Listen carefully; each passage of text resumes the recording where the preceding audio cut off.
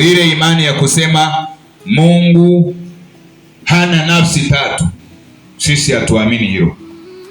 Sisi tunaamini Mungu mmoja katika nafsi ngapi? Tatu, bila kumgawa na bila kumuunganisha. Hiyo sentensi ni muhimu sana. Bila kumgawanya na bila kumuunganisha. Hatumgawanyi awe Mungu wa tatu na hatumuunganishi apoteze nafsi tatu. Anabaki kuwa Mungu mmoja mwenye nafsi ngapi? Tatu. Ndivyo tunavyoamini sisi, na hii tunasimama na Biblia katika Mwanzo 1:26. Mwanzo 1:26. Mwanzo 1:26 inasemaje? Inasemaje Mwanzo 1:26? Wateule, naomba ufungue. Biblia inasema hivi, naomba useme nyuma yangu. Sema Mungu akasema. Hebu sema Mungu akasema, na tumfanye mtu kwa mfano wetu, kwa sura yetu. Unaona, akasema tumfanye mtu kwa mfano wangu, mfano wangu, mfano wetu. Hizo ni nafsi tayari tatu. Lakini pia tunaamini Biblia takatifu yenye vitabu 66 ni neno la Mungu, sio ina neno la Mungu. Wapo watu wanaosema kwamba wao wanaamini Biblia ina maneno matatu: moja, neno la Mungu; pili, neno la shetani; tatu, neno la mtu. Kwamba Biblia hii ina maneno matatu. La kwanza, jamani, ina neno la Mungu. Hatuamini hivyo. Biblia haina neno la Mungu, ila Biblia ni neno la Mungu. Haina neno, ila yenyewe ndiyo neno.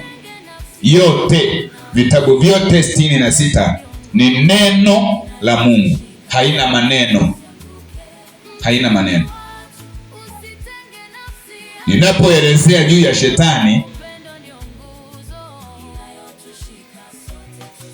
ni kielelezo ili tujue. Ninapoelezea habari za watu au familia au ukoo ni kielelezo. Inatumia vielelezo kuelewesha. Ina lugha mbili. Hii Biblia ina lugha mbili. Lugha ya kwanza tunaita scientific language, lugha ya kitaalamu. Lugha ya pili tunaita phenomenal language, lugha kulingana na mtazamo wa audience, mtazamo wa kundi, wapokeaji. Mfano, Biblia inasema Yoshua alisimamisha jua. Lile neno Yoshua kusimamisha jua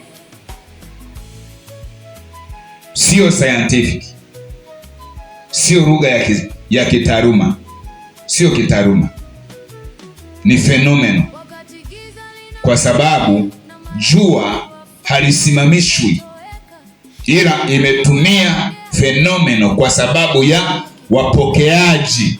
Ukimwambia mpokeaji alisimamisha mfumo wa dunia, mpokeaji hataelewa, kwa sababu kuna wapokeaji aina nyingi. Kuna wasomi na ambao hawajasoma. Kwa imetumia fenomeno kwa sababu phenomenal language ni lugha ya mtazamo ambayo inachukua kundi lote, wasomi na wasiosoma. Lakini scientific language ni lugha ya wasomi tu, wachimbuzi, watu exegesis. Kwa hiyo inaposema alisimamisha jua, imetumia phenomenal language, imetumia lugha ya mtazamo. Ila jua halisimami, jua halitembei, ila kwa fenomeno linatembea. Kwa hiyo ukiulizwa swali, jua linatembea halitembei, utajibuje? Ukisema linatembea, umekosa. Ukisema halitembei, umekosa. Linatembea, kosa. Halitembei, kosa. Ni kosa kivipi? Ukisema linatembea, Ni kosa kwa sababu jua haliwezi kutembea, ila dunia ndiyo inayozunguka jua. Lakini ukisema halitembei unakosea pia, kwa sababu tunaona liko hapo saa 3, liko hapo saa 4. Unatuambiaje halitembei na tunaona kabisa linatembea? Kwa jibu ni lipi sasa? Kama ukijibu linatembea umekosea, ukijibu halitembei umekosea. Jibu ni lipi? Jibu ni hili hapa. Katika lugha ya mtazamo, jua linatembea. Kwa kulitazama hivi tunaona linatembea. Na katika lugha ya kitaaluma, jua halitembei, isipokuwa ni dunia inalizunguka jua mara 1,720 kwa saa. 1,720 kwa saa, kuanzia saa 1 mpaka saa 2, 1,720. Saa 2 mpaka saa 3, 1,720.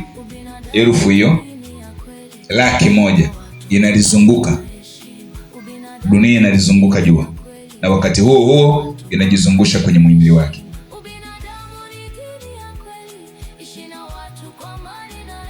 Bwana asifiwe. Bwana asifiwe. Kwa hiyo Biblia ina lugha hizo zote mbili. Lakini pia tuna msingi wa 3.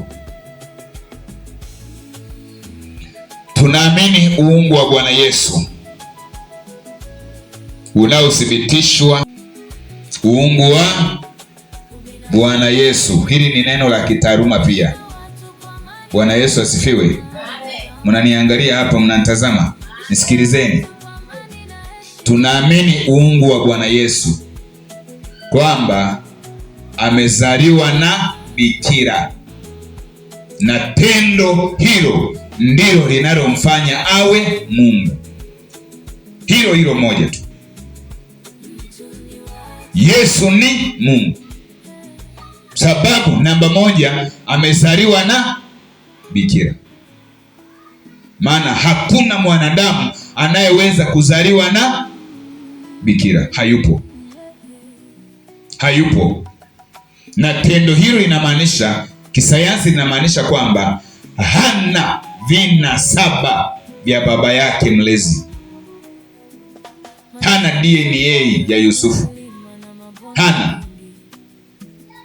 DNA, hana ya Yusufu, hana na wala ya Mariamu, hana. Yeye amezaliwa na bikira. Kwa hiyo Mariamu hajahusika kutoa mchango kumzaa Yesu, wala Yusufu hajahusika kutoa mchango kumzaa Yesu. Tendo hilo kitaaluma linaitwa incarnation. Incarnation maana yake ni tendo la Mungu kuchukua mwili akawa mwanadamu, ili apate damu ilete ukombozi kwa wanadamu. Ndio maana tumeokolewa kwa damu ya nani? Ya Yesu. Hatuhitaji mafuta, maji, chumvi, keki, chochote. Sisi ni kwa damu ya Yesu Kristo. Piga kelele useme ameni kwa jina la Yesu aliye hai. Haleluya. Haleluya. Na hapo nimeeleza vizuri kwenye kitabu changu cha Uwakili na Utoaji, damu 7 za Yesu. Damu 7 za Yesu. Walimu wengine wanafundisha 8, inategemeana na ufunuo wa kila mwalimu.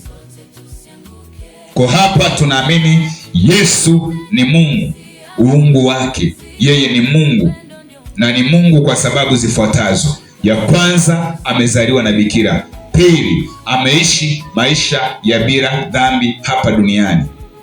3, miujiza aliyoifanya hakuna mwanadamu ambaye aliwahi kuifanya. Bwana Yesu asifiwe sana. Wapo mitume, wapo manabii waliofanya miujiza ya kupita kawaida, lakini hawakuweza kumfikia Yesu. Yesu bado anaongoza. Nikutajie muujiza ambao Yesu amefanya ambao hakuna mwanadamu ambaye ameweza kumfikia. Kama ni kufufua, Yesu amefufua. Mitume na manabii nao wamefufua watu.